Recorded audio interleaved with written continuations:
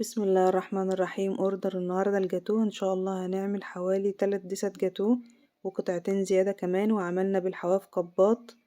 الاوردر ده زي ما انتم شايفين ان شاء الله هشرح لكم خطوة بخطوة ازاي تعملي من اول الاسبونج والكريمة وكل الخطوات والتزيين والتقطيع. ممكن تعمليه طبقتين، العاملة طلبته 3 طبقات ويكون مرتفع، وهنشوف كمان التغليف. اول حاجة معانا هنا 8 بيضات، لان احنا هنعمل صاج 40 في 60. الصاج صاج كبير جدا، من اكبر الصاجات اللي موجودة عندك.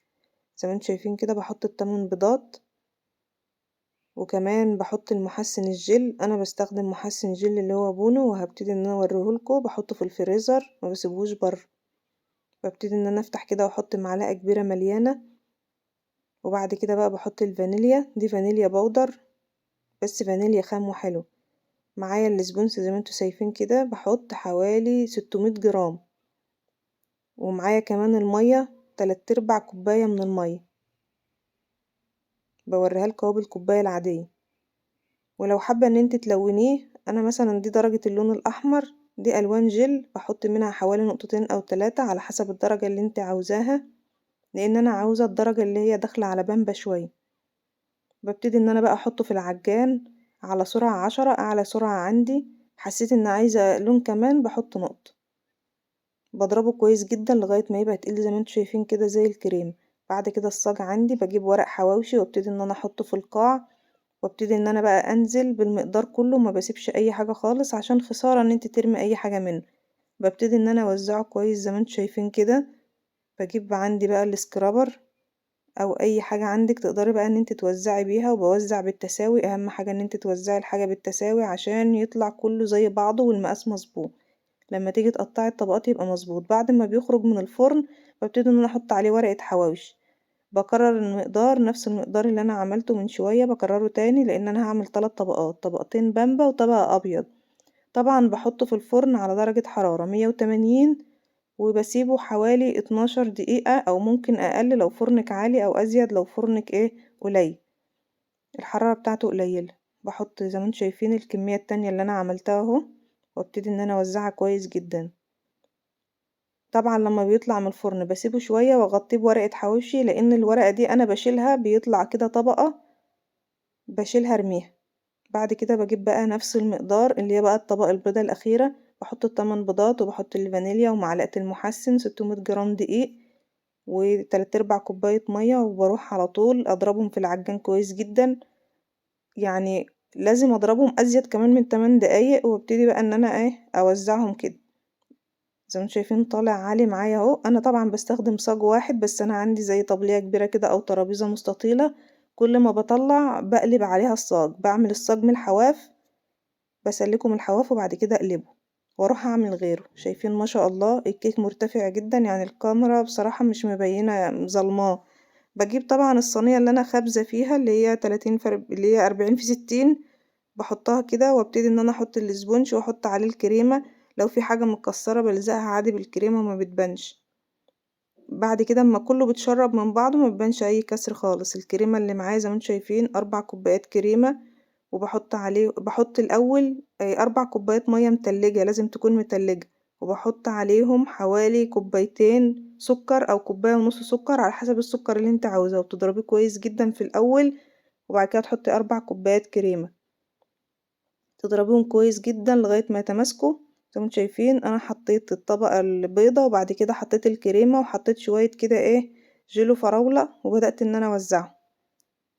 بعد كده بقى اجيب الطبقة الاخيرة اللي هي الطبقة البامبا، وابتدي ان انا احطها وبشيل ورق الحواوشي. بعد كده اي كسرة او اي حاجة بتعمليه عادي ما بيبانش نهائي. ببتدي ان انا اوزع الكريمة كده بالتساوي، واحاول على قد ما اقدر ان انا اظبط ايدي عشان ما تطلعش طبقة عالية عن طبقة. زي ما انتم شايفين ما شاء الله الصاج على فكرة كبير جدا، الكاميرا مش مبينة. طلعت منه بصراحة كام اوردر. بجيب كده اي حاجة مشنشرة عندك، او ممكن لو مفيش عندك الاداة دي بتجيبي شوكة، وابتدي ان انا اشنشر الوش. بحطه في الفريزر. زي ما انتم شايفين الفريزر بتاعي ما شاء الله كبير، حطيت الصاج كله في قلب الفريزر.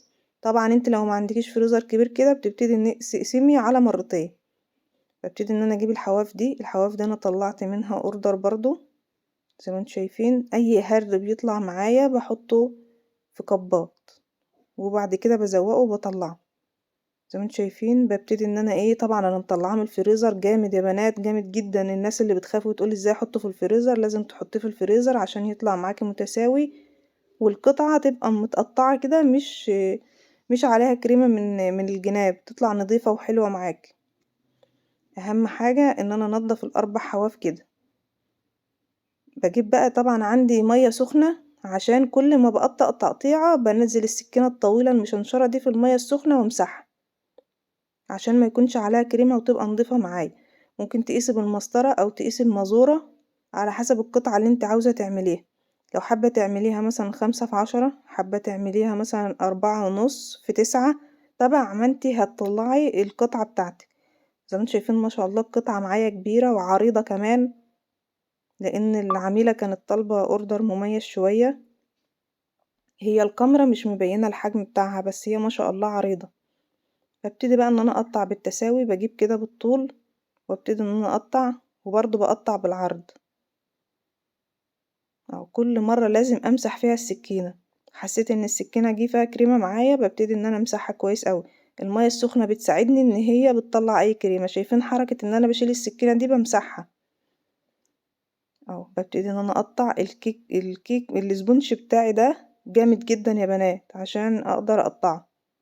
لو سايح معايا مش هيطلع مظبوط. طبعا انا انا طلبوا مني اوردر تاني، فكنت مستعجله، فجي زوجي عد القطع قال لي لا ده هيفيض منها كمان الاوردر المطلوب، لان انا كنت مستعجله وكنت بشتغل بسرعه فما كنتش عديت ساعتها.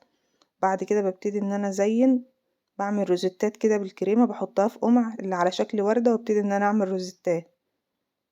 اهو لو مفيش عندك، لو انت عايزه تعمليه للبيت، بتجيبي كيس عادي تلاجة وتبتدي ان انت تخرميه وتشنشريه كده، وتبتدي ان انت تعملي اي شكل. بتحطي بقى كريسب، بتحطي فرمسيل، بتحطي اي تزيين، اي شوكولاتات موجوده عندك. عندك فراوله، عندك مانجا، اي حاجه موجوده عندك زيني بيها. التزيين ما شاء الله كل قطعه زينتها بشكل مختلف عن التانية. زي ما انتم شايفين حطيت، طبعا انا جايبه من كل كريسب الكبير والصغير بتاعه، يعني الذهبي الكبير والصغير بتاعه. ممكن تزيني برضو بمربى حليب. اهو ببتدي ان انا اعمل روزيتات في كل واحده. اهم حاجه فيه ان انت تحطيه في الفريزر يجمد، عشان يطلع ناجح معاكي. وعلى فكره انت لو عملتي منه فكره جاتوه السواريه، ان انت تصغري قطعه الجاتوه وتطلعي جاتوه سواريه، هتبقى جميله قوي معاكي. زي ما انتم شايفين حطيت اللون الاحمر. نبتدي بقى ان احنا نزين زي ما انتم شايفين كده. ببتدي ان انا اجيب فرمسيل او كريسب اي حاجه، واحطها كده تحت في الجنب كده. طبعا عندي الورق ده، انا قصدت ان انا اوريكم الورق ده. الورق ده بجيبه كده بحطه تحت كل قطعة. القطعة ما شاء الله حجمها كبير وعالي، بس عشان انا كنت رافعة الكاميرا لفوق فمش مبينة قوي. زي ما انتم شايفين اللون الذهبي حطيت معاه لون ذهبي صغير. الالوان على فكرة جميلة جدا، يعني لما تشوف القطعة كده تحس ان هي بامبا وابيض وبامبا بصراحة القطعة كانت جميلة، وطعمها كمان كان حلو قوي، لدرجة ان هي طلبت اوردر تاني مع الاوردر ده. زي ما انتم شايفين الشكل، زي ما انتم شايفين رقيق قد ايه. طبعا العلبة اللي معايا دي علبة عالية، وحطيت فيها 6 قطع، لان العلب اللي عندي كانت صغيرة. طبعا عشان كان مطلوب مني يومها اوردرات كتير، فما صورتلكوش كل طرق التزيين، بس انا هوريكم الصور بتاعتها. حطيتهم في العلب زي ما انتم شايفين كده. ممكن تقفلي العلب ديت بلزق، وممكن تقفليها كمان بشريط ستان. شايفين فتفت قطع من الكيك وزينت بيها، اللي هو اللون البامبا ده. ممكن تفتفتي الدقيق السبونش نفسه وتزيني بيه. شايفين الشكل ده رقيق قوي. وحطيت هنا بسكوتة زي ما انتم شايفين. والاخضر ده لو تشوفوا الجيلي اللي بيتباع للاطفال زي البونبوني ده كده، بيبقى ال4 بجنيه او حاجة او ال3 بجنيه، قطعته كده وزينت بيه. اي حاجة ممكن تزيني بيها. شايفين اللون الاخضر مع الفرماسيل لونه حلو قد ايه. لما بتروحي تشتري، شايفين برضو اللؤلؤ ده الكبير مع الصغير. لما بتروحي تشتري من الراجل بتاع مستلزمات الحلواني، حاولي ان انت تشكلي اشكال تليق ان انت تزيني بيها. هاتي الكبير مع الصغير، هاتي الحاجة اللي تليق مع الاخضر الزيتي. زي ما انتم شايفين الدهبي حطيت معاه اللون الاورنج ده. شايفين برضو النجوم دي كان شكلها حلو قوي. بصراحة الاوردر كان جميل، واوردر بسيط وسهل، ودي طريقة تغليفه. طبعا ما قدرتش اصور لكم الباقي الكبات والحاجات اللي انا عملتها، وكنت عملت تورته يومها بس عشان الوقت والتصوير بصراحة بياخد وقت مننا. طيب اللي عايزة تعمل مقدار اقل من ده، بصوا يا بنات الصاج اللي انا كنت عاملاه 40 في 60. طيب اشتغلي بقى في صاج 30 في 40. هتعملي ايه بقى؟ هتعملي 4 بيضات و300 جرام دقيق اسبونج والفانيليا وتلت كوباية مية ومعلقة محسن، وتحطي كل ده في قلب العجان وبعد كده تحطيه في الفرن. والسلام عليكم ورحمة الله وبركاته.